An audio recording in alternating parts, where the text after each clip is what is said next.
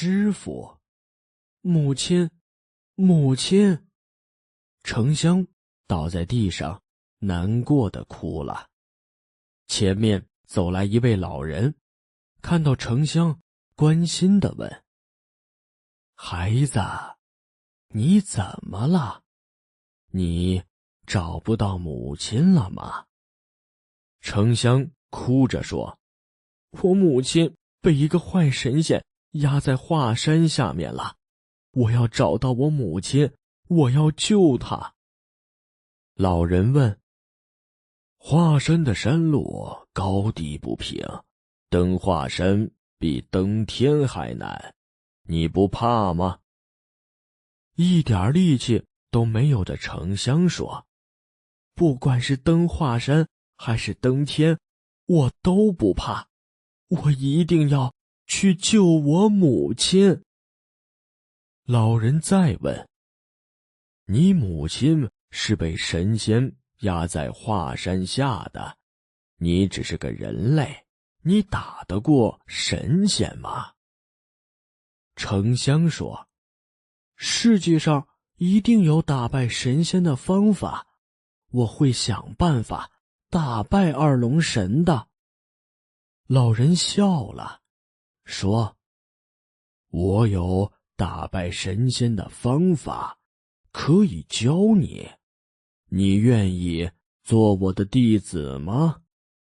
程香激动地看着老人，他突然有了力气，爬起来对老人诚恳地说：“我愿意，师傅，请您教我。”老人笑着说：“好，从今天开始，你就是我的弟子了。”程香跟老人回了家，老人的头发全白了，看上去很大年纪了，但是本领特别好。程香学得非常认真，不管是雨天还是雪天，不管是天冷还是天热，程香每天都跟着老人学习武功。勤奋刻苦的他一刻也不休息。程香想，只要我学好本领，就可以打败二龙神，救出母亲了。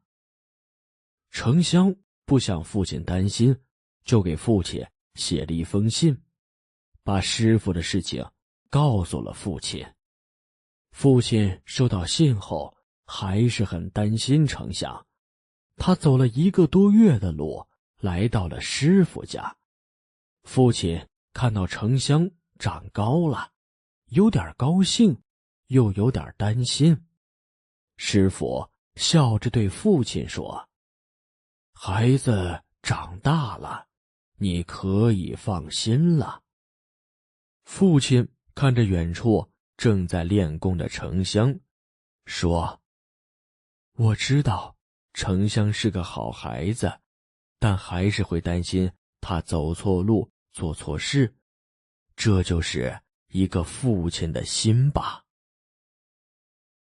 师傅笑了笑，说：“什么是对，什么是错，又有谁说得清楚呢？有些事情你认为是对的，但其实它是错的。就像我，以前我觉得我做的所有事情都是对的，但这些年，总有人和我说，你错了，你的规矩不合理，你做了坏事，快把我的爱人还给我。”父亲张大了嘴，吃惊地看着师傅：“您是神仙？您听到我的请求了？”师傅点头说：“都听到了。刘向，以后不要再说了，我听了8年了，真的不想再听了。”父亲的眼睛红了，他问：“惩罚结束了吗？您能把它还给我了吗？”师傅笑了笑，没有说话。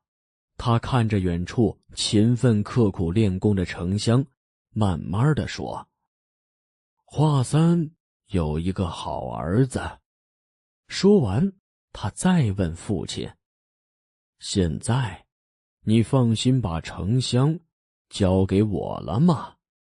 父亲明白了，他激动得说不出话来。过了很长时间，才流着泪诚恳地说：“谢谢您。”父亲说完，就回家去了。他把程香留给了师傅。